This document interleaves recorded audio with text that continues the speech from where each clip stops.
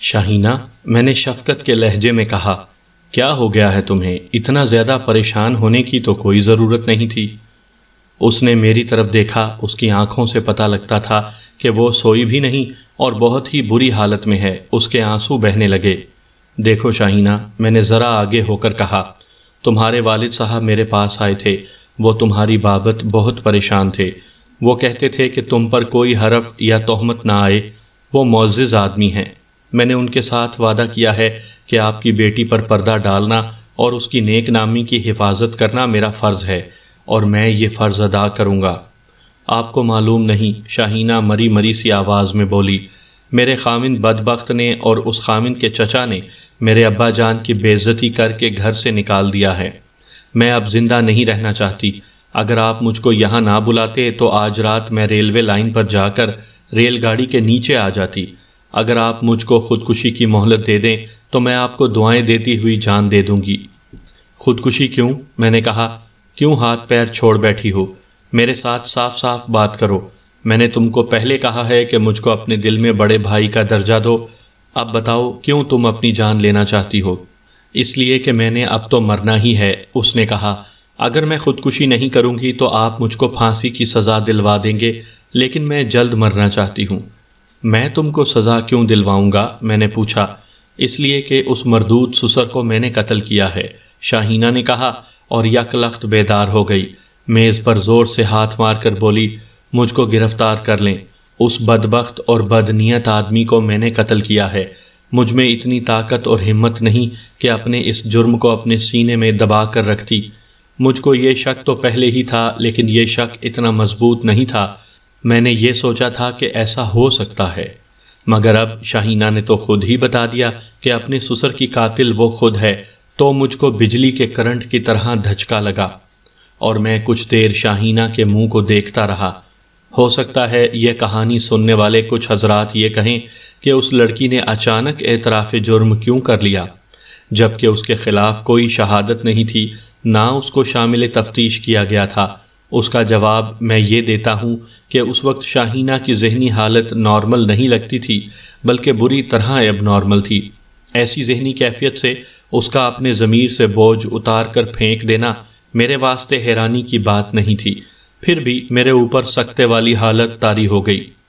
معلوم نہیں لوگ مجھ پر یقین کریں گے یا نہیں، بہرحال میں ایک حقیقت پیش کر رہا ہوں۔ وہ یہ تھی کہ مجھ کو ایسے لگا جیسے میرا دماغ اور میرا دل کسی غیبی طاقت کے قبضے میں آ گیا ہو، اور میں نے محسوس کیا کہ اب میں خود کچھ بھی نہیں کہہ سکوں گا یا کر سکوں گا۔ میری زبان سے بے اختیار یہ الفاظ نکلے، شاہینہ، نہ تم خودکشی کرو گی، نہ تم پھانسی چڑھو گی۔ اللہ کو یاد کرو اور اسی کی ذات تم کو اپنی پناہ میں لے لے گی۔ مجھ کو یہ احساس تھا کہ یہ الفاظ میری زبان سے نکلے ہیں، لیکن مجھ کو کچھ احساس نہیں تھا کہ یہ الفاظ کس نے میری زبان پر رکھے تھے۔ شاید یہ ضمیر کی آواز تھی یا میرے ایمان کی آواز تھی۔ اب مجھ کو شاہینہ کے بیان کی ضرورت نہیں تھی، میں خود اس کا بیان لکھ سکتا تھا، اور اگر میں لکھتا اور اس کو بتاتا کہ یہ پڑھ کر بتاؤ کہ یہ تمہارا بیان ہے کہ نہیں، تو وہ حیران ہو کر کہتی کہ یہ میرا بیان ہے۔ لیکن میں نے ایسا نہیں کیا، اور اس کو کہا کہ وہ پورا بیان دے، اور پھر میں اس کو بتاؤں گا کہ میں اس کے واسطے کیا کر سکتا ہوں۔ میں نے اس کو صاف لفظوں میں کہہ دیا کہ میں اس کو گرفتار نہیں کروں گا، اور اس کے باپ کے ساتھ جو وعدہ کیا تھا وہ انشاءاللہ پورا کروں گا۔ یہ سن کر اس کے چہرے پر کچھ سکون نظر آنے لگا۔ اس نے پہلے تو یہ بتایا کہ اس کی شادی اس خاندان میں کس دھوکے میں ہوئی تھی۔ یہ میں پہلے اس کی باپ کی زبانی سنا چکا ہوں۔ شاہینہ نے بتایا کہ وہ جب اس گھر میں آئی تو ساس نہیں تھی، وہ پہلے کی مر چکی تھی، لیکن سسر نے ساس کی جگہ پر کر دی اور ویسا ہی برا اور گھٹیا سلوک شاہینہ کے ساتھ شروع کر دیا جیسا گھٹیا قسم کی ساسیں کیا کرتی ہیں۔ خاوند اس کے ساتھ حکم اور ڈانٹ ڈپٹ کے لہجے میں بات کرتا تھا۔ اس کے زیورات پر خاوند نے قبضہ کر لیا، اور اس کے پاس سلامیوں کے جو پیسے تھے وہ بھی لے لیے۔ ان کے مکان کے پچھواڑے حامد کا چچا رہتا تھا، اس کی بیوی بھی تھی اور بچے بھی۔ یہ عورت دوسرے تیسرے دن شاہینہ کے گھر آ جاتی اور ہر کام میں ٹوکتی، پھر شاہینہ کے سسر اور اس کے خاوند کے کان بھرتی۔ شاہینہ کو جلد ہی پتہ لگ گیا کہ اس کا خاوند بہت برے کردار والا آدمی ہے، جوا کھیلتا ہے، شراب اور چرس پیتا ہے، اور باہر بدکاری بھی کرتا ہے۔ ان اذیتوں کی داستان بڑی لمبی ہے جس سے ہم سب واقف ہیں، آج بھی ہمارے گھروں میں یہی کچھ ہو رہا ہے، اس واسطے میں تفصیل سے نہیں سناؤں گا۔ سنانے والی اصل بات یہ ہے کہ شاہینہ کا سسر بڑا ہی بد کردار آدمی نکلا۔ شاہینہ نے بتایا کہ ان کے غسل خانے کے دروازے میں درزیں ہیں جو ذرا کھلی ہیں۔ اس نے کئی بار دیکھا کہ وہ غسل خانے میں نہانے لگی تو اس کا سسر درز سے آنکھ لگائے جھانک رہا ہے۔ ایک روز شاہینہ نے اپنے خاوند کو بتایا کہ اس کا باپ یہ حرکت کرتا ہے۔ خاوند نے شاہینہ کو 2-3 تھپڑ جڑ دیے اور کہا کہ آئندہ اس نے ایسی بات کی تو وہ اس کی زبان کھینچ لے گا۔ شاہینہ کے بیان کے مطابق اس خاندان کے سارے مرد عورتوں میں بیٹھ کر ننگی باتیں کرتے اور گالیاں بکتے تھے۔ عورتیں بھی مردوں کی طرح انتہائی بیہودہ باتیں کرتی تھیں اور پھر یہ مرد اور عورتیں خوب کہے لگاتے تھے۔ اس نے بتایا کہ اس کے خاوند کی یہ عادت تھی کہ جب اس کے رشتہ دار اس کے گھر آئے ہوئے ہوتے تو خاوند شاہینہ کے خلاف زیادہ نفرت کا اظہار کرتا اور اس کو گالیاں دیتا اور اس کو رشتہ داروں کے سامنے ذلیل کر کے رکھ دیتا تھا۔ اب کوئی پوچھے کہ یہ لوگ ایسا کیوں کرتے تھے تو اس کا ایک ہی جواب ہے کہ اس خاندان کی فطرت اور ان کا کلچر ہی یہی تھا۔ ان کے مرد آپس میں مل بیٹھتے تو بڑے فخر سے اپنے اپنے دھوکہ دہی کے کارنامے سناتے تھے، مثلا یہ کہ فلاں کی پیشگی رقم بہانہ تراش کر ہضم کر لی ہے، یا مال کا نمونہ اچھا دکھا کر گھٹیا مال سپلائی کر دیا ہے۔ شاہینہ نے یہ ساری اذیت برداشت کی اور اپنے والدین کو کچھ بھی نہ بتایا۔ اس کا سسر اور خاوند اس کو اپنے والدین کے گھر جانے ہی نہیں دیتے تھے۔ کبھی کبھار وہ جاتی تو اگلے ہی دن خاوند یا سسر وہاں جا دھمکتا اور ساتھ لے کر واپس آ جاتا۔ یہ تو شاہینہ نے برداشت کیا، لیکن اپنے سسر کی یہ حرکت اس کی برداشت سے باہر تھی کہ سسر اس پر بری نظر رکھتا تھا۔ سسر نے اس کو صاف لفظوں میں کہا تھا کہ بیوی تو میرے بیٹے کی ہو لیکن میری داشتہ بن جاؤ اور عیش کرو۔ شاہینہ نے اس کو یہ الفاظ کہے کہ میں اپنی جان دے دوں گی، اپنی آبرو نہیں دوں گی۔ سسر اس کو قیمتی کپڑوں اور پیسوں کا لالچ دیتا رہتا تھا اور اس کے ساتھ چھیڑ خانی بھی کرتا تھا۔ یہاں میں تھوڑی سی اپنی رائے دوں گا۔ میں بھی اسی معاشرے کا فرد ہوں اور میں نے بہت کچھ دیکھا ہے اور دیکھ رہا ہوں۔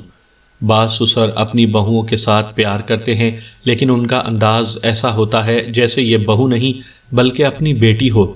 میں نے ایسے سسر بھی دیکھے ہیں جو بہو کے پیار میں ذرا زیادہ جذباتی ہو جاتے ہیں، جس سے بہو کو شک ہو سکتا ہے، لیکن پیار کی پاکیزگی خود ہی سارے شک رفع کر دیتی ہے۔ تقریباً 1 سال گزرا۔ میں اخبار میں ایک خبر پڑھ رہا تھا کہ ایک نوجوان بہو کا سسر حرکت قلب بند ہو جانے سے فوت ہو گیا۔ اس کی میت ابھی گھر میں پڑی تھی کہ بہو کی حرکت قلب بھی بند ہو گئی۔ یہ صدمے کا اثر تھا۔ صدمہ یہ کہ اس بہو کا سسر اسے بہت پیار کرتا تھا۔ یہ معزز اور قابل قدر سسر ہیں جن کے پیار کی پاکیزگی اپنے آپ ہی ظاہر ہو جاتی ہے، لیکن شاہینہ کا سسر اس کو صاف لفظوں میں اپنی ہوس کے جال میں لانا چاہتا تھا۔ شاہینہ نے بتایا کہ چند مرتبہ ایسا ہوا کہ سسر اس کو کسی بہانے کمرے میں لے گیا اور اس کو اپنے بازوؤں میں لے کر بیہودہ حرکتیں کرنے لگا، جو پیار میں نہیں بلکہ حیوانیت کے جذبے کے تحت کی جاتی ہیں۔ شاہینہ نے خاوند کا رویہ جانتے ہوئے بھی 1-2 مرتبہ اپنے خاوند کو پھر بتایا کہ اس کا باپ اس کے ساتھ ناجائز تعلق قائم کرنا چاہتا ہے۔ خاوند نے اس کو گالیاں بھی دیں اور کبھی 1-2 تھپڑ بھی لگا دیے۔ اگر شاہینہ بھی کسی ایسے ویسے خاندان کی بیٹی ہوتی تو وہ بھی انہی لوگوں کے رنگ میں رنگی جاتی اور خاوند کے ساتھ سسر کی بیوی بھی بنی رہتی اور عیش موج کرتی، لیکن شاہینہ تصور میں بھی اس صورت کو قبول نہ کر سکی۔ آخر یہ رات آئی۔ شاہینہ کا خاوند شہر سے باہر چلا گیا تھا۔ آدھی رات کا وقت تھا کہ سسر نے اس کو بستر پر دبوچ لیا۔ شاہینہ کی آنکھ کھلی تو اس نے سسر کو اپنے بستر پر دیکھا۔ شاہینہ آخر جوان لڑکی تھی۔ اس نے اپنے آپ کو آزاد کروانے کے واسطے پوری طاقت استعمال کر ڈالی۔ اس دھینگا مشتی میں شاہینہ کی قمیض 2-3 جگہوں سے پھٹی اور ایک جگہ سے شلوار بھی پھٹ گئی۔ اس نے مجھ کو بتایا کہ یہ بوڑھا پاگل درندہ بن گیا تھا۔ وہ شاہینہ کے بازو پکڑنے کی کوشش کرتا تھا جس سے اس کی چوڑیاں ٹوٹ گئیں۔ آخر شاہینہ نے اس کو چارپائی پر ہی ایک طرف گرا دیا اور خود اس پر چڑھ بیٹھی۔ اس نے سوچا کہ یہ مارکا کب تک چلے گا اور اس کا انجام کیا ہوگا۔ اس کے دماغ کو خون چڑھ گیا اور ایک ترکیب دماغ میں آ گئی۔ اس نے سسر سے کہا، چلو آج آپ کا دل خوش کر دیتی ہوں، لیکن آئندہ ایسا نہیں ہوگا۔ سسر خوش ہو گیا شاہینہ نے بڑے پیار سے کہا کہ آپ لیٹیں، میں پیشاب کر کے آتی ہوں۔ جنسیت کا مارا ہوا بڈھا دھوکے میں آ گیا۔ شاہینہ بیت الخلاء میں جانے کے بجائے باورچی خانے میں چلی گئی اور چھوٹے سائز کی چھری اٹھا لائی۔ اس نے سسر کو دیکھا جو لیٹا ہوا تھا۔ شاہینہ کو دیکھ کر وہ اٹھ بیٹھا۔ شاہینہ نے اس کو گریبان سے پکڑا اور بڑی زور سے جھٹکا دے کر چارپائی سے اٹھایا۔ اب وہ فرش پر کھڑا تھا۔ شاہینہ نے اس کو 6 مرتبہ چھری ماری۔ 4 زخم سینے پر اور 2 زخم معدے پر لگے۔ سسر گر پڑا۔ شاہینہ ذرا بھی نہ گھبرائی۔ وہ پاک خیالات کی لڑکی تھی، اللہ اس کے ساتھ تھا۔ شاہینہ نے بڑے اطمینان سے سسر کی نبض دیکھی۔ چند منٹ نبض چلتی رہی اور پھر رک گئی۔ شاہینہ کے دماغ میں ایک اور سوچ آئی۔ وہ ایک پہلو کے بل سسر پر لیٹی اور اٹھ کھڑی ہوئی۔ اس کا دماغ اس کے کنٹرول میں رہا، اس واسطے اس نے یہ کیا کہ دوڑتی ہوئی باورچی خانے میں گئی اور چھری کو اچھی طرح دھو ڈالا۔ باہر آ کر وہ صحن میں رکی اور بڑی زور سے چیخیں مار کر لوگوں کو مدد کے لیے پکارنے لگی، اور پھر چھت پر چلی گئی اور پچھواڑے والوں کو پکارنے لگی۔ لوگ اکٹھے ہو گئے تو اس نے ان سب کو بتایا کہ 2 آدمیوں نے اس پر حملہ کیا تھا۔ سسر اس کو چھڑانے آیا تو ان آدمیوں کے ہاتھوں مارا گیا۔ شاہینہ نے ڈیوڑی کا باہر والا دروازہ کھول دیا تھا تاکہ کوئی یہ نہ کہے کہ وہ آئے تو دروازہ اندر سے بند تھا۔ سامعین کرام، آپ سن رہے ہیں انسپکٹر محبوب عالم کی تفتیشی داستانوں میں سے ایک اردو داستان پردہ جو میں نے ڈالا۔ یہ اس سلسلے کی آخری اور قسط نمبر 3 ہے۔ مجھے امید ہے آپ کو میری یہ کاوش پسند آئی ہوگی۔ آپ نے اگر ابھی تک میرا چینل کہانی گھر سبسکرائب نہیں کیا تو ابھی میرے چینل کو سبسکرائب کر کے بیل نوٹیفیکیشن آن کر لیجئے تاکہ آنے والی ہر نئی کہانی کی اطلاع بر وقت آپ تک پہنچ سکے۔ یہ سنانے سے پہلے کہ میں نے شاہینہ کے ساتھ اس اقبالی بیان کے بعد کیا سلوک کیا، آپ کی دلچسپی کے واسطے وہ خبر سناتا ہوں جو پڑھ کر مجھ کو یہ واردات یاد آ گئی تھی۔ میں نے ستمبر 1995 کے آخر میں امریکہ کے ہفتہ وار رسالے ٹائم میں یہ خبر پڑھی کہ فلپائن کی ایک مسلمان لڑکی سارہ ابوظہبی ملازمت کے لیے چلی گئی۔ لڑکی کی عمر 15 اور 16 سال کے درمیان ہے۔ وہ سن 1994 کے مئی کے مہینے میں وہاں پہنچی اور اس کو ایک متمول آدمی محمد بلوچی کے گھر ملازمت مل گئی۔ اتنی کم عمر لڑکی یا لڑکے کو ویزا نہیں ملا کرتا، لیکن سارہ نے اپنی عمر 28 سال لکھوائی تھی۔ سارہ جس شخص کے گھر ملازم رکھی گئی اس شخص کی عمر 85 برس تھی۔ اس نے 1-2 ہفتوں بعد ہی کمسن سارہ پر ڈورے ڈالنے شروع کر دیے اور سارہ اس سے بچتی رہی۔ آخر ایک روز اس شخص محمد بلوچی نے سارہ کو کسی کام سے اپنے بیڈ روم میں بلایا اور اس کو پکڑ کر اپنے بیڈ پر گرا لیا اور خنجر نکال کر اس کی نوک سارہ کی شہ رگ پر رکھ دی۔ سارہ کی کہانی اس وجہ سے دردناک بنتی ہے کہ اس کا باپ مر چکا ہے اور باقی بہن بھائی اس سے چھوٹے ہیں اور گھر میں غربت ہے۔ سارہ اپنے چھوٹے بہن بھائیوں کو غربت کے چنگل سے آزاد کروانے کے لیے ابوظہبی گئی تھی۔ جب اس کے آقا نے اس کی شہ رگ پر خنجر کی نوک رکھی تو وہ ڈر گئی۔ وہ اپنے یتیم بہن بھائیوں کے واسطے زندہ رہنا چاہتی تھی۔ اس کے آقا نے زبردستی اس کی آبرو ریزی کی۔ سارہ جب اٹھی تو دیکھا کہ جس خنجر کی نوک اس کی شہ رگ پر رکھی گئی تھی وہ خنجر فرش پر پڑا ہوا تھا۔ اس کا 85 سالہ بوڑھا آقا ابھی پلنگ سے اٹھا نہیں تھا۔ سارہ نے خنجر اٹھا لیا اور اپنے آقا کے جسم میں 34 بار اتارا اور اس کو مار ڈالا اور اپنے آپ کو پولیس کے حوالے کر دیا۔ پہلے اس کو 7 سال سزائے قید دی گئی۔ فلپائن کے سفارت خانے نے شور شرابہ کیا تو ابوظہبی کے حکمران شیخ بن زائد نے مقدمہ دوسرے ججوں کو دے دیا۔ پہلے ججوں نے کہا تھا کہ لڑکی کی آبرو ریزی ہوئی ہے، اس واسطے اس کو تھوڑی سزا ملنی چاہیے، لیکن دوسرے ججوں نے اپنے فیصلے میں لکھا کہ لڑکی کی آبرو ریزی نہیں ہوئی اور اس طرح اس کو سزائے موت دے دی گئی۔ یہ خبر یورپ اور دیگر ممالک کے اخباروں میں شائع ہوئی تو فلپائن کی حکومت کے علاوہ تمام حکومتوں نے ابوظہبی کے حکمران کو لکھا کہ وہ ایک معصوم لڑکی پر یہ ظلم نہ ہونے دے۔